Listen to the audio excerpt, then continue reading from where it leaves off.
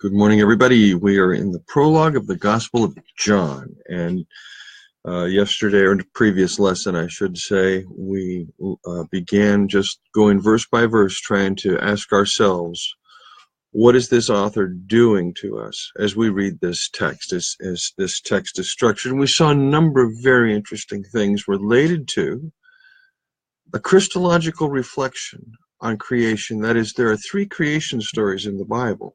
There's Genesis 1, 1 through 2, 3 or 4, wherever it ends there.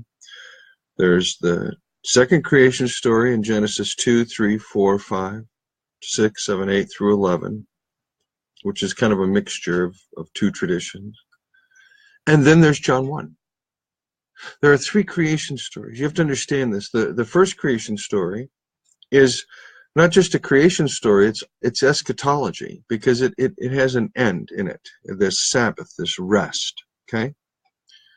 And everything is good, and there's no blood. It's a non-sacrificial creation text. It's an extraordinary text. I have talked in my Entering the New Testament class in my mentoring group about the temple imagery and the creation narrative here. And this is all part and parcel of this, but we can't get into all that here. Well, in this business of creation, we have this whole new approach related to this structuring principle of reality, which is light, which is life, which is this figure that is face to face with God and is God, God's self-expression in a sense.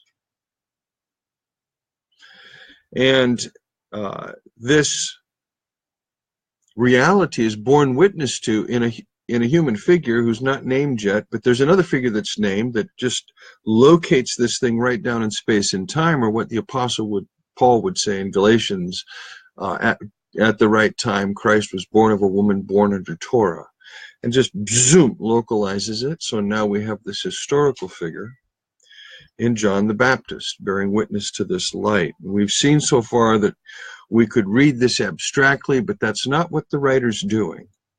He's becoming very, very particular. And then we saw that as you have the expression of this light and life, and you have this testimony to it in the Baptist, immediately follows the rejection of that light. Though the world was made through him, the world did not know him. That is the cosmos, that which we have structured. Cosmos has two meanings in the writer. One is the universe, cosmos, not the ktesis, creation, but cosmos. But it also refers to the way we structure our thinking and this broken reality that we live in, okay? That we can't extricate ourselves from. We can't. We need to be extricated from it. We need God in this sense. This is cosmos for us. I call it the matrix of religious violence, the matrix of sacred violence, the scapegoat mechanism, whatever you want to call it, however you want to label it. It's this cultural religious matrix that we live in. That's cosmos. But not only that, the writer goes on to say he came to his own. Now again, localizing this far more within a history, the specific history of a people, the Jewish people, came unto his own, and his own paralabon passed him by, rejected him. This, my friends, is the first allusion to everything that this gospel's about, which is the cross, the rejection of Jesus. The entire Gospel of John, the fourth Gospel, has as its theme this rejection of the light over and over and over and over again. But this writer is not the only Gospel writer that has to deal with this. Luke, when you go read Luke, there's a central section known as the travel narrative. It begins around chapter 9, verse 51, I believe, where you have little lessons on discipleship, and goes through middle of chapter 18. That section has no Mark in it. It's just what scholars call Q and L if they use sources or however they want to. But there's no Mark. It's just Luke. It's material in Luke, not found in Mark. Whether you want to say Luke uses Matthew, however you want to do it, it doesn't matter to me. The point is, you have this central section that not only, as Kenneth Bailey shown, has a wonderful chiastic structure, but David Mosner, in his book Lord of the Banquet, about a quarter century ago, showed that this whole section is structured on the theme of the rejected prophet, Moses. How Moses and these themes of Moses' rejection by the people of Israel are echoed in this travel narrative as Jesus set his face like a flint to Jerusalem in 951 and straight shot down to chapter 18, 19, where he's in Jerusalem now. There's this rejection theme that goes through this part of the narrative. You certainly see this after the feeding of the 5,000 in the Gospel of John, when the crowd wants to make him a king. And he comes and he says, okay, here's what it's going to look like. And it's a wonderful text if you examine it in terms of ancient kingship and sacred scapegoats and the relation between the two and what's being what we're invited to do in John 6. It's an amazing text when we get there. But everybody flees. There's a rejection of this. Now, you see in the Gospel of Mark, the narrative's framed as a cosmic conflict. And there is immediately, in chapters 1, 2, and 3, one conflict after another, beginning with the testing in the wilderness. There's just one conflict after another. There's a few healings there in chapter 1, and then bang, bang, bang, bang, bang. You get to the chapter 4 on the parables in Mark, and then bang, you're back in conflict again, and then you get to chapter 8, which is the big turning point. Again, after the feeding of the 5,000, when Jesus wants to know, what in the world, who do the people think I am? And having to shift the disciples' thinking, or at least try to, he doesn't succeed. And one of the themes of Mark's gospel is how dense these followers of Jesus were. I mean, people that knew Jesus did not get him. You have to understand this. And getting Jesus is not easy. Okay? It's easy for us to pretend, had we been there, we would have understood. No, because we continually reject him as Christians. Christianity's thrown Jesus out. They've accepted a domesticated Jesus. They've accepted a cultural Jesus. They've accepted a religious Jesus. It's in the bosom of Christianity, Catholic, Orthodox, Protestant, Anabaptist. It doesn't matter. Liberal, fundamentalist, it doesn't matter.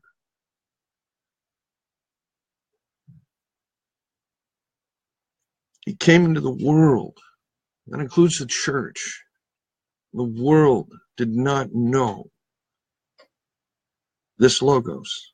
The church is part of the structured reality. Again, this is a mimetic theoretical perspective, looking at the term cosmos and the term logos as two very different ways of structuring reality. And the cosmos structures reality on rejection. And now we begin this theme in verse 12 and 13. And the writer says, but, and now you have this little adversative, da, and now there's another side to this.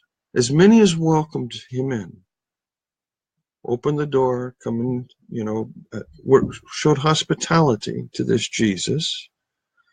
It says, he gave them, you can translate exousion as authority, right, sometimes as freedom, but not really, I don't think here, to become children of God. Gives them this authority. This is the authority I give you to become a child of God. To those who believe, and then you have the first occasion in this gospel of the phrase, in his name. And this will pop up over and over again, because you have to remember, for the early church, in Judaism, God has a name. It's unpronounceable. We don't say it. You know the letters, YHWH. We don't say those letters. We follow the Jewish tradition and we say Hashem, the name. Hashem, the name. We don't say the name. We say the name.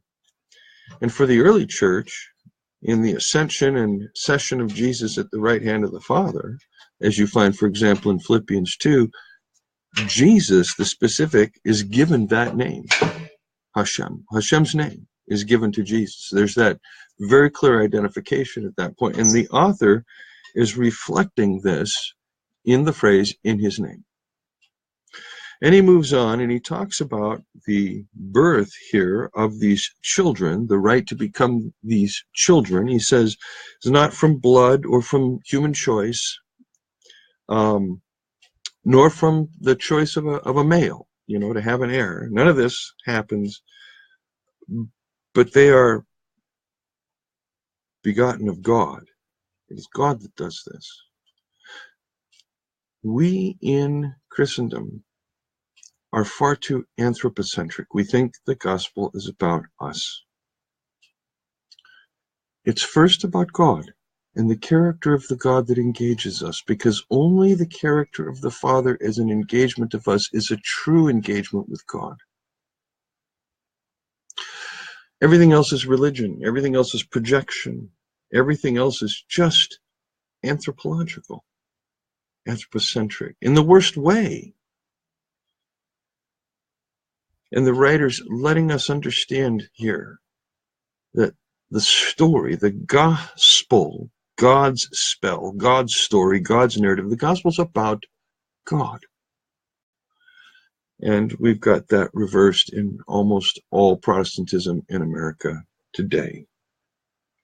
Or we've distorted it because both liberalism and conservatism and Protestantism are Gnostic. And you can see Philip Lee's book, Against the Protestant Gnostics, Oxford University Press, 1987. Excellent book, never been refuted, and I think foundational for understanding American Protestantism and its incredible civ-like character and how it's completely sacrificial. Nevertheless, you move on in the text. This logos now, we're back to the first verse, second verse, the description of this logos, the structuring principle of reality. The logos becomes flesh and dwells among us. And we beheld his glory. Glory as a unique, beloved Son of the Father, full of grace and truth. I'll just translate it straightforward. First, just as as John 1 through 5 echoed Genesis 1, so these verses, 14 and particularly 16, 17, 18, are going to echo Exodus 33 and 34, this covenant revelation to Moses on Mount Sinai. Remembering that this writer is rethinking the Jewish tradition, first the creation narrative and now the Exodus narrative, through a Christological lens, which does not mean finding Jesus there, but correcting the way these narratives have structured themselves and us. The word becomes flesh and tabernacles, eskenosin, skenao in Greek. The radical consonants, S, K, N, are the same as you find in Hebrew with the term Shekinah. The glory of God, his kavod, God's kavod. And here we have this tabernacle language with this glory language associated. And the word became flesh, and we beheld his glory. Glory in the Gospel of John. You're being introduced to this term in Greek and just secular Greek. The word doxa means opinion. It's someone's opinion. But in Hebrew, when God has an opinion, it's a weighty opinion. It's kavod. It's glory. And when this writer uses this term, if you are thinking of glory in terms of kavod, mystery, magnificence, this cloud of a pillar of fire by day and by night, and whatever it was by day, I forget. I don't pay much attention to those narratives, and I should.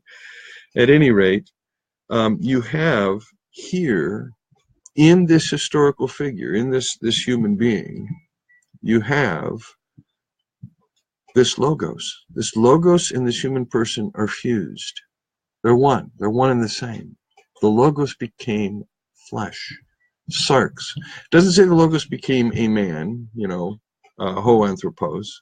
It says the logos became sarx. Sarx is, again, one of these terms we translate as flesh. It's used for physical, existence. It's also used for, in a similar way as cosmos is, to refer to this broken reality. Paul uses it that way, certainly. And I think the writer to the Gospel of John does as well. So sarx here, the word became flesh. The word enters into this broken reality. This new structuring reality enters into this broken structured reality that we've created, cosmos, and journeyed for a while with us. And we beheld his glory. Glory as the unique Son of the Father, is the or unique child. The unique child, doesn't say son.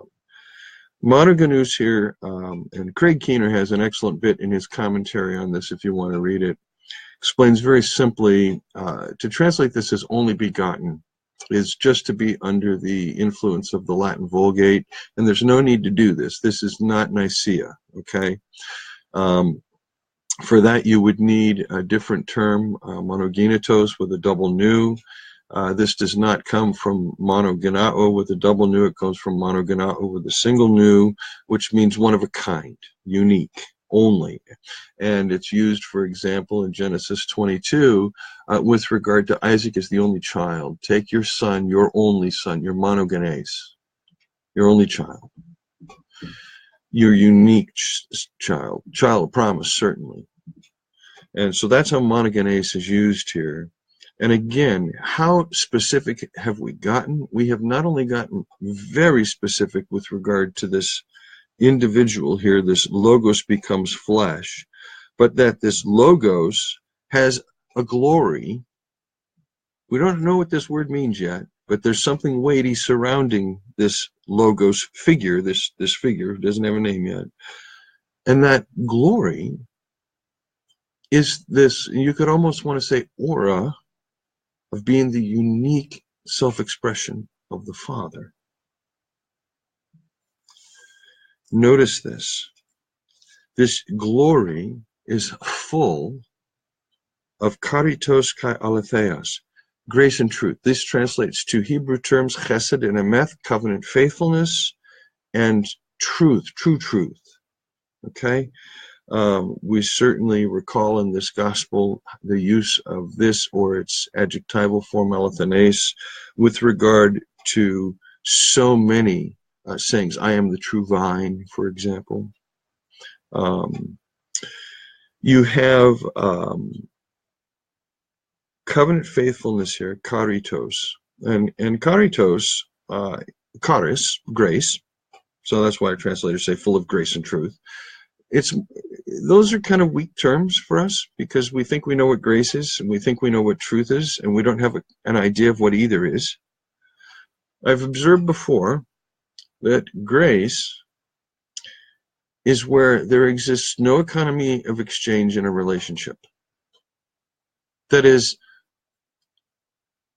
the choice of the one in the relationship to be the giver and always the giver, with no expectation or requirement of anything in return. One gives because one gives and is a giver. That's one's heart.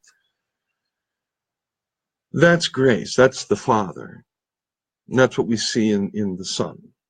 Okay, that's charis. That's grace. There's no economy of exchange. Now, this is going to become very important in a moment.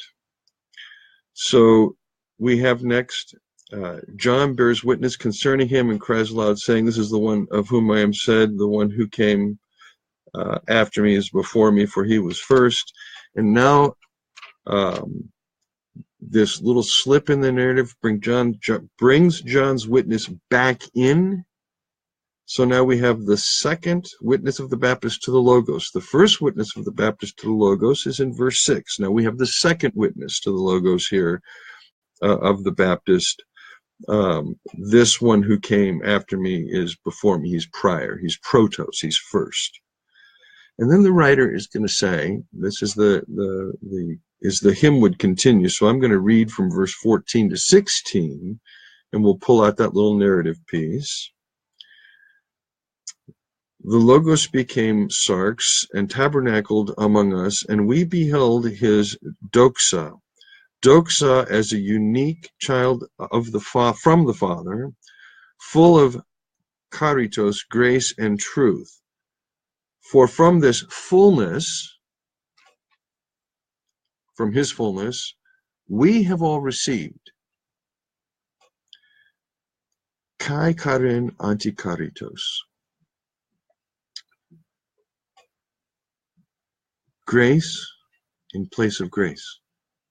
That's a funny thing with the commentators. They look at this and they go, "Man, this is tough. We're struggling," because it's a phrase that they have a difficult time explaining.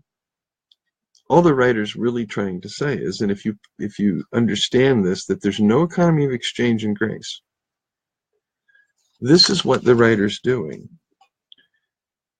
Full of charitos, grace and truth, for of his fullness we have all received grace upon grace upon grace. That is there's, you can't think in terms of economies of exchange anymore. Grace in place of grace. I mean, if you have grace in place of grace, you don't have economies of exchange. You only have grace in the relationship. It's a relationship of covenant love and fidelity and truth. It's the kind of relationship the Father and the Son share. Now, so far in this text, we've noticed there's been a rejection of this light.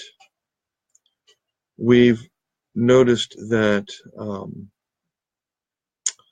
this particular logos, the structuring principle, comes into this cosmos, and there is a witness, a testimony to this logos as a historical person, and that this logos recreates reality with charitos, grace, and aletheia, truth. Gracious truth, truthful grace. And then to conclude the prologue, the writer says, "For the law was given through Moses." And now we have it. Here we go. We are going to begin a theme in this gospel that is known as the Jesus-Moses parallelism.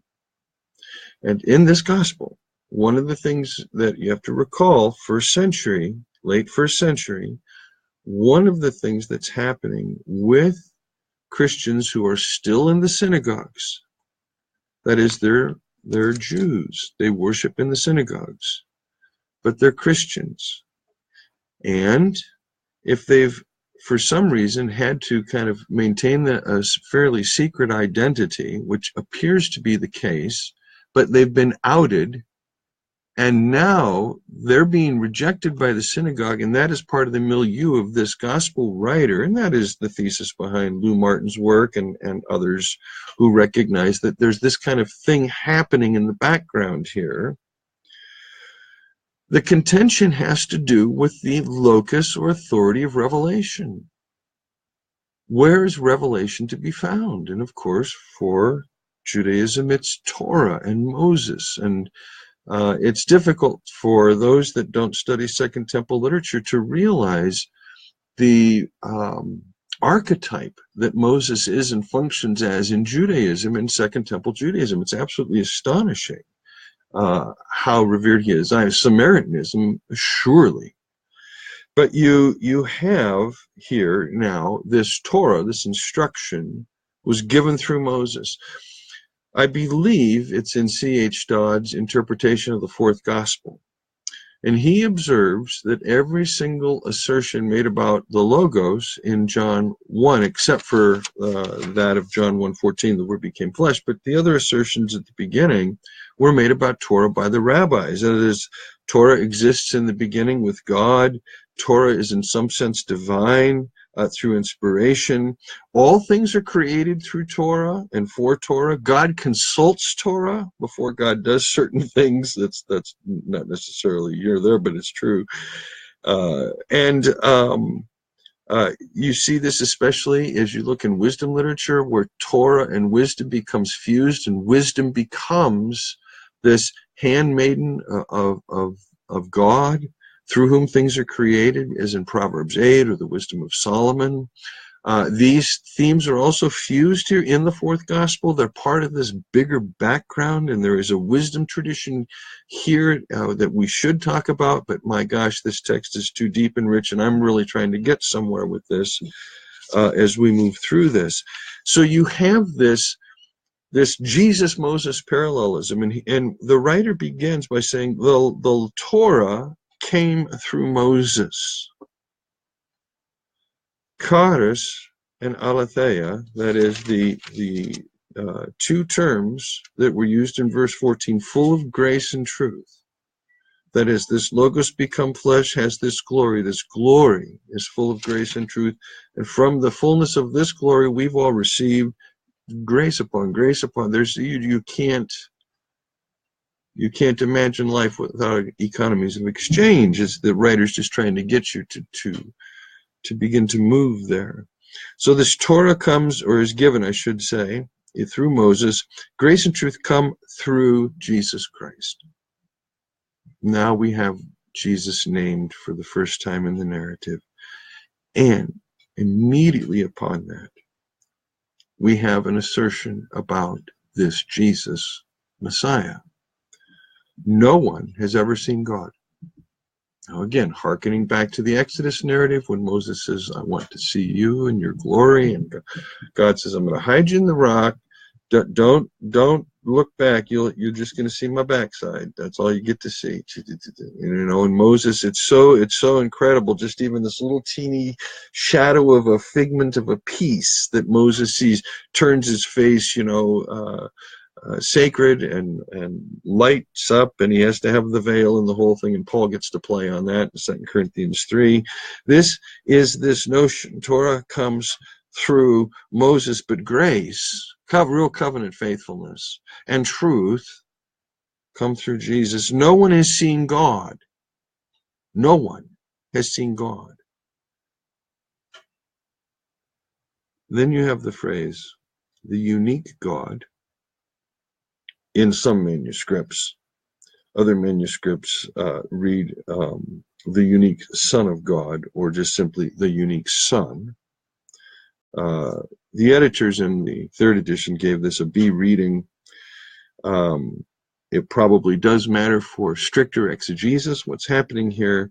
I think it can be interpreted still in a good Trinitarian framework. The point is, what the writer's saying here by using monogenes again with regard to Jesus, either the writer's asserting that Jesus Christ is God, or the writer's asserting that the unique Son, that is Jesus Christ, the one who dwells in the bosom of the Father, and that phrase is going to be used again in John 13 with regard to the beloved disciple residing on Jesus' breast. This unique Son is the one who exegetes the Father. Exegetes is the verb. We can translate it. It makes the Father known. It's more than that. Jesus is the exegete of the Father. That's who he is in his character. And now you have an absolute contrast, because it doesn't say God gave Moses the Torah. There is an implied subject here. It's a passive. The law was given through Moses. It doesn't say God gave the law. It says God had a self-expression, a logos that became flesh, a historical figure known as Jesus of Nazareth, to whom John the Baptist bore testimony, who was rejected by the world and his own, But to those who received him, he gave authority to become children of the Father, just as he is. And that's the theme of the gospel.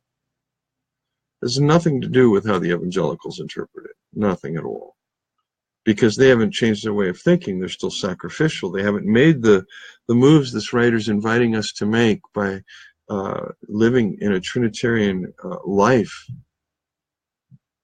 So now we wrap up the prologue and we note there are any number of mimetic elements here.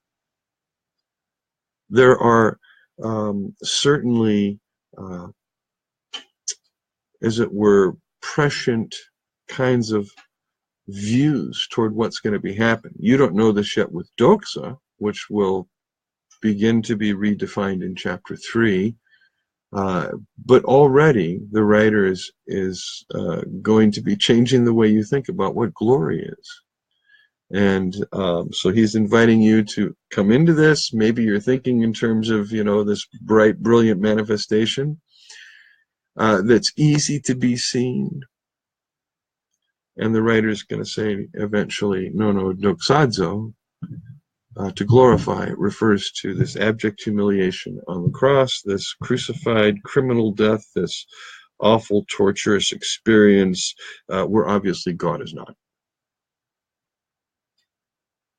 And God was not there, but the Father was. God, small g, was not there, but the Father was. So that's 30 minutes. That'll take care of the prologue. We will begin our next lesson in verse 19 and begin our look at chapter 1. If you want to look ahead in this chapter, you're going to want to ask a couple of questions. You're going to want to ask, first of all, about what's happening. Why are there so many different titles being applied to Jesus immediately in this next section? Second, you'll want to ask about the relationship between in 150, 151, with reference to the ascending, descending. You're going to want to go back and look at the Genesis text of Jacob and Jacob's dream.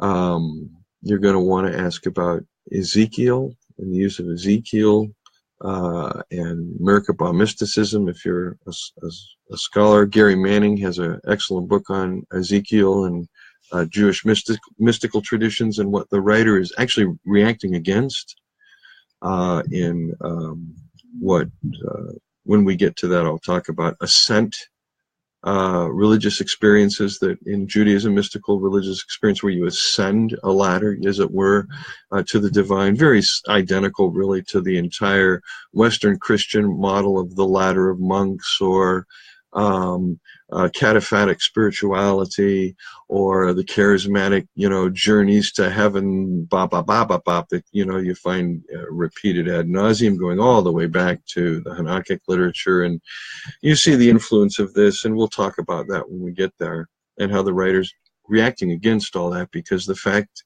is it's everything gets turned upside down here. And by the time we hit chapter 2, this writer has got our thinking discombobulated, and it's done on purpose.